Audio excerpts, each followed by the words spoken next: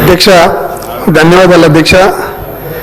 ఈ పారాక్వాట్ డైక్లోరైడ్ని పూర్తిగా నిషేధించాలని ఈ తీర్మానం మనం ఇక్కడ అసెంబ్లీలో పెట్టి మనం ప్రభుత్వాన్ని పంపించడం నిజంగా కూడా చాలా ఆనందకరమైన విషయం అధ్యక్ష.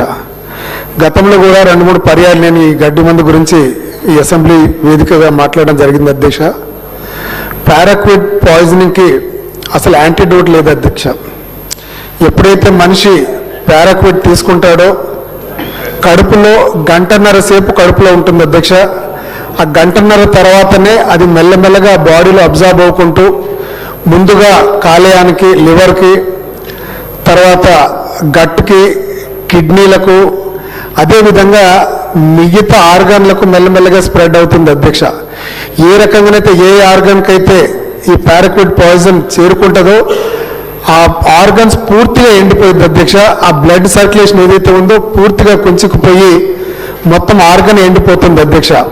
అందుకే ఈ విషయమై నేను గౌరవ వ్యవసాయ శాఖ మంత్రులు తుమ్మల నాగేశ్వరరావు గారిని కూడా దీనికి యాంటీడోట్ లేదు, దీన్ని పూర్తిగా మనం నిషేధించాలి అని నేను వారితో చెప్పగానే ఈ నిషేధించే హక్కు మనకు లేదు, ఇది ఏదన్నా మనం ప్రతిపాదనలు పెట్టి మన సెంట్రల్ గవర్నమెంట్ పంపించాల్సిందే తప్ప మన చేతులు ఏం లేదని చెప్పగానే తర్వాత గౌరవ హెల్త్ మినిస్టర్ గారు దామోదర్ రాజనేశ్వర గారిని కలిసి ఎవరైనా పేషెంట్ మనకు 1 గంట లోపు కనుక హాస్పిటల్లో చేరితే వెంటనే వారిని కనుక డయాలసిస్ చేయగలిగితే మనం ఆ పేషెంట్ ప్రాణాలను మనం కాపాడుకోవచ్చు అధ్యక్ష. అందుకనే మన రీనల్ డయాలసిస్లో మాకు దాదాపు మన ప్రభుత్వం వచ్చిన తర్వాత గతంలో 5 డయాలసిస్ యూనిట్లు ఉండేది మా సెంట్రల్ కమ్యూనిటీ హెల్త్ సెంటర్లో. అదేవిధంగా ఇప్పుడు కమ్యూనిటీ హెల్త్ సెంటర్ అప్గ్రేడ్ అయ్యి ఇప్పుడు గవర్నమెంట్ హాస్పిటల్కి ఎదిగింది అధ్యక్ష. అక్కడ ఇంకొక 5 డయాలసిస్ బెడ్లను కూడా ఇప్పుడు ఏర్పాటు చేయడం జరిగింది అధ్యక్ష.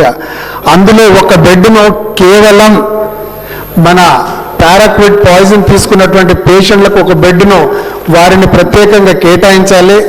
అందులో కొంత ఫిల్టర్స్, అడాప్టర్స్ కనుక దాదాపు 1500 రూపాయలతోటి ప్రతి పేషెంట్ కనుక మనం వెచ్చించగలిగితే ఒక పేషెంట్ ప్రాణాన్ని కాపాడే వెసులుబాటు ఉంటుందని చెప్పేసి వారికి చెప్పగానే వారు కూడా సానుకూలంగా స్పందించి ప్రప్రథమంగా అన్ని జిల్లాల కంటే మహబూబాబాద్ జిల్లాకే మొట్టమొదటగా ఒక పారాక్వాట్ పాయిజన్కి రీనల్ డయాలసిస్ బెడ్ని కూడా వారికి కేటాయించడం జరిగింది అధ్యక్ష. అందుకు మీ తరఫున వారికి ప్రత్యేక ధన్యవాదాలు తెలియజేస్తూ ముందుగా మనం అందరం తీర్మానం చేసి ఈ పారాక్వాట్ పాయిజనింగ్ అసలు పూర్తిగా నిషేధించే విధంగా మనం చర్యలు తీసుకోకపోతే నిజంగా కూడా చాలా కుటుంబాలు సర్వనాశనం అయిపోతున్నాయి అధ్యక్ష. ఎందుకంటే చిన్న చిన్న కోపాలకు, తాపాలకు, లేకపోతే భార్య భర్తల మధ్య మనస్పర్ధాలతో కావచ్చు, పిల్లల చదువులో కొంచెం మందలించినా కూడా క్షణికావేశంతోనే మనకు రెడీగా దొరికే ఈ గడ్డి మందు ఏదైతే ఉందో పారాక్వాట్ను దీన్ని ప్రజలకు అందుబాటులో లేకుండా చేసే బాధ్యతను మనం తీసుకుందాం.